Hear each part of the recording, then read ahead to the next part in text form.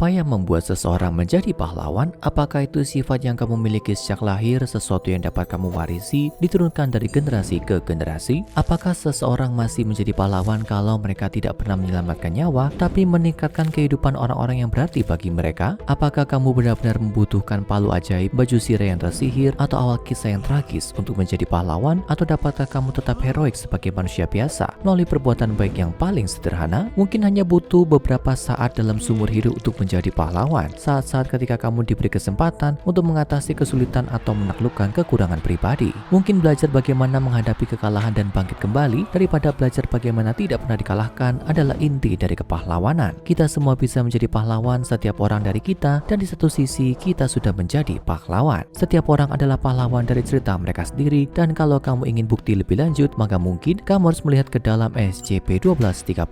Sebuah buku sederhana disajikan kepadamu, sampul depannya berwarna hijau tua, tapi selain itu sama sekali tidak ada yang luar biasa yang dapat kamu perhatikan. Tapi sedikit yang kamu tahu, buku yang kamu pegang ini tidak lain adalah SCP-1230. Jadi apa yang ada di dalamnya? Tentunya itu semestinya adalah artefak anomali penting kalau organisasi SCP tertarik padanya. Mungkin itu diisi dengan mantra kuno atau rumus matematika untuk menghitung masa yang tepat dari jalinan realitas? Tidak. Kalau kamu mengharapkan setiap halaman terisi, kamu akan kecewa. Faktanya hanya halaman pertama yang kamu buka di buku yang akan memiliki tulisan apapun di atasnya. Sisanya akan tampak kosong, dan ini bisa berubah tergantung halaman mana yang kamu buka terlebih dahulu. Diatur ulang setiap kali buku ditutup kembali. Namun, frasa yang kamu temukan tertulis di halaman itu akan selalu tetap sama. Saat membuka SCP-1230, kamu akan melihat kata-kata pahlawan telah lahir. Apa yang terjadi setelah kamu membaca kata-kata itu? Ya, tidak banyak. Setidaknya tidak segera. Faktanya kamu tidak akan melihat efek aktif apapun setelah membaca SCP-1230 selama beberapa waktu, sampai saat kamu tertidur. Dan saat kamu tidur, kamu mulai bermimpi. Sekarang sebagian besar mimpi cukup terputus-putus, kadang-kadang fragmen ingatan atau pikiranmu yang paling dalam dan paling acak. Tentu saja di lain waktu itu adalah ketakutan, fobia atau manifestasi, kecemasan yang sudah lama tersimpan dan mengakar, yang muncul ke permukaan untuk sementara dalam bentuk mimpi buruk hanya untuk dilupakan pada saat kamu bangun. Mungkin itu sebabnya begitu banyak orang mencari makna yang lebih dalam dari mimpi mereka untuk mendapatkan pemahaman yang lebih baik tentang diri mereka sendiri. Tapi mimpi ini berbeda, jauh lebih jelas dan mudah diingat, dengan makna yang jauh lebih mudah dipahami. Dalam mimpi ini kamu menemukan dirimu sebagai pahlawan dari ceritamu sendiri, protagonis dari petualangan yang fantastis. Ini lebih dari mimpi biasa, terlihat, terdengar, tercium, terasa senyata dunia nyata loh. Kamu akan menemukan dirimu berada di pusat dunia fantasi di mana kamu adalah pahlawan yang ditakdirkan untuk membantu wilayah yang bermasalah ini, untuk membawa perdamaian dan menyelamatkan dunia. Fantasi yang kamu temukan berbeda tergantung pada siapa kamu. Itu adalah alam mimpi yang telah dibuat khusus untuk kesenanganmu, dan pencarian epikmu menunggu di jalan yang terbentang di depanmu. Tapi bagaimana datangnya petualangan fantasi yang muncul lebih dulu ini? Apakah buku SCP-1230 itu sendiri memberikan mimpi-mimpi ini kepada pembacanya, atau adakah kekuatan lain yang berperan yang menciptakan dunia di mana si pemimpi adalah pahlawannya? Ya, sebenarnya ada, dan namanya adalah penjaga buku atau SCP-1230-1. Dia terlihat persis seperti yang kamu bayangkan, seorang pria tua yang mengenakan jubah hijau tua dengan janggut panjang, kadang-kadang muncul kepada para pemimpi untuk membimbing mereka. Bayangkan Gandalf dari buku Lord of the Rings, tapi bukannya abu-abu atau putih, penjaga buku adalah Gandalf si hijau. Dalam setiap mimpi yang disebabkan oleh SCP-1230, penjaga buku muncul sebagai personifikasi dari buku itu sendiri, seringkali membantu para pemimpi dan memberi nasihat, bimbingan, dan bantuan kepada mereka dalam petualangan fantastik mereka. Dalam percobaan untuk menguji berbagai sifat anomali SCP-1230, seorang peneliti organisasi SCP membuka buku dan kemudian naik penerbangan domestik bermalam di sebuah hotel di kota kelahirannya. Bahkan bermil-mil jauhnya dari buku, peneliti masih mengalami mimpi fantastis, dan selama mimpi ini dia didekati oleh SCP-1230-1. Penjaga buku dengan senang hati menjelaskan cara kerja buku, menjelaskan bagaimana SCP-1230 menanamkan mimpi di alam bawah sadar pembaca sejak mereka melihat kalimat pahlawan telah lahir di halaman buku itu.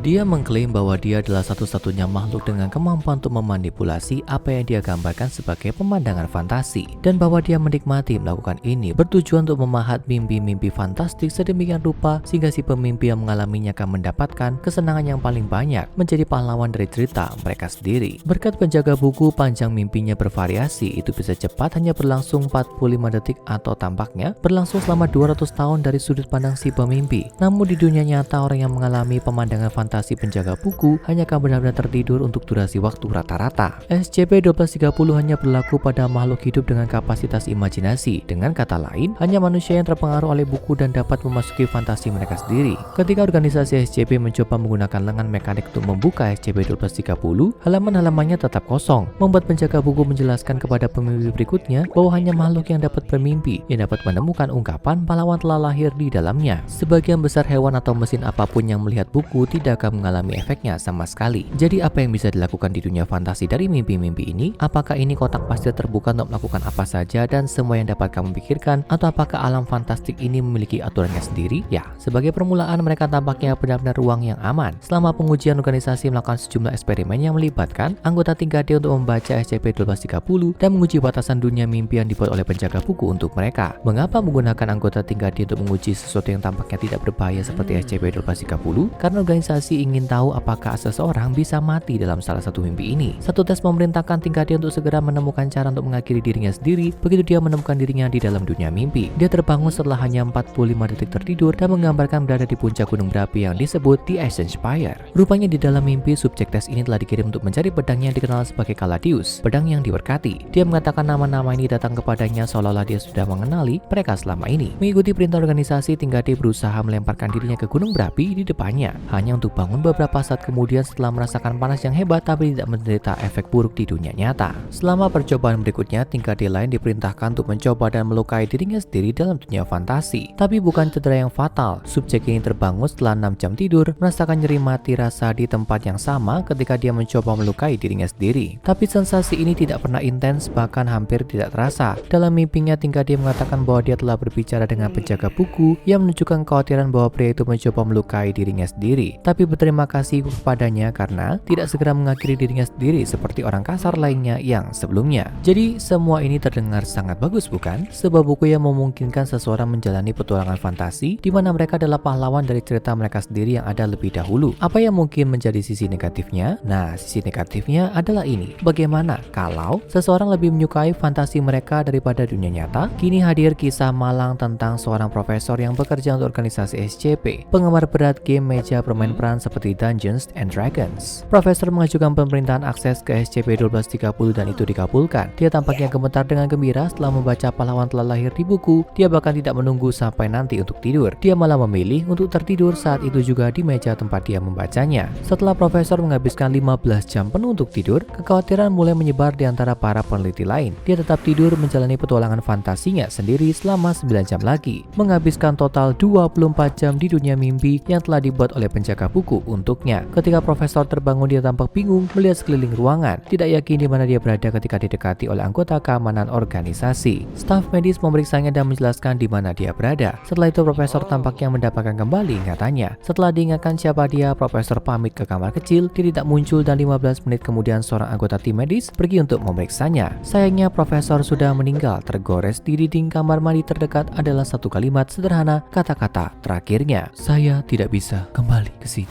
Seorang dokter mencoba untuk segera menggunakan SCP-1230 dan melakukan kontak dengan penjaga buku. Dokter ini mencoba menemukan frasa pahlawan telah lahir di dalam halaman buku. Namun sebaliknya, halaman-halamannya basah kuyup dan di setiap halaman ada pesan yang sama. "Saya sangat menyesal. Aku tidak pernah berniat ini untuk terjadi. Aku hanya ingin membuat orang bahagia." Selama 3 minggu buku itu tetap seperti ini, sampai dokter yang sama menempatkan catatan di dalam SCP-1230 yang mengatakan, "Saya ingin berbicara dengan Anda kalau boleh." Malam itu dokter tertidur dan bermimpi berada di kehampaan yang gelap. Hanya ada satu sumber cahaya dalam kegelapan yang tak berujung. Sebuah lampu jalan di mana dia menemukan penjaga buku duduk di genangan air. Pria tua berjanggut itu menangis terseduh-seduh, jubahnya basah kuyup oleh air matanya. Dia menjelaskan melalui kesedihannya yang luar biasa apa yang terjadi pada profesor. "Dia memiliki imajinasi yang begitu aktif. Saya mampu menciptakan alam semesta yang luas dan indah untuknya, dan jelas bahwa dia sudah lama menginginkan kehidupan seperti itu. Dia menaklukkan binatang buas dan menyelamatkan putri. Dia membangun kerajaan dan bahkan membesarkan keluarga. Tapi dia tidak pernah ingin pergi. Dia menggali begitu jauh ke dalam dunia fantasinya sehingga saya segera menyadari bahwa dia lebih menyukai mimpinya daripada dunia nyata. Saya mengingatkannya bahwa ini semua hanyalah ilusi, tapi dia tidak mau mendengarkan saya. Dia menyatakan bahwa jika dia dipaksa pergi, dia akan segera mengakhiri hidupnya. Aku berusaha membuatnya bahagia selama aku bisa." Penjaga buku mengungkapkan bahwa dari sudut pandang profesor, kehidupan fantasi yang dia jalani berlangsung selama 200 tahun. Sebisa mungkin pria tua itu berusaha untuk bertahan dan membuat profesor bahagia selama mungkin. Akhirnya dia harus melepaskannya dari dunia fantasi dan sebagai hasilnya, profesor telah mengakhiri hidupnya sendiri daripada kembali ke dunia nyata. SCP-1230 kembali berfungsi normal beberapa hari kemudian setelah dokter meninggalkan catatan lain. Di antara halaman menawarkan beberapa nasihat ramah kepada penjaga buku. Sekarang itu duduk dengan tenang di rak buku di perpustakaan lokasi 12 dikelilingi oleh novel fiksi. Banyak sempurna untuk menginspirasi, lebih banyak adegan fantasi di masa depan.